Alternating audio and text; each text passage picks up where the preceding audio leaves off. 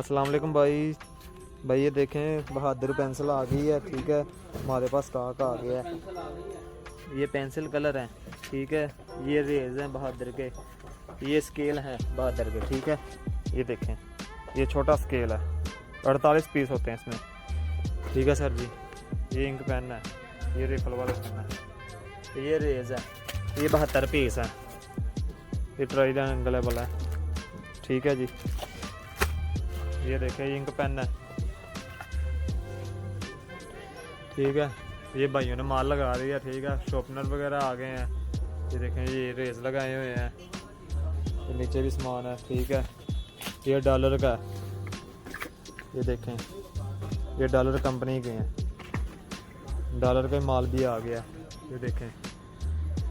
ऊपर पेंसिल है, ये जार 48 पीस के हैं।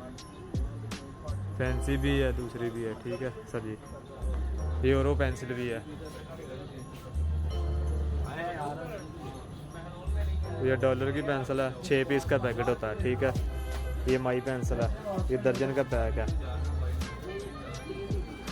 ठीक है सर जी। चौक उर्दू बाजार अमजद बुक डिपो पे हैं।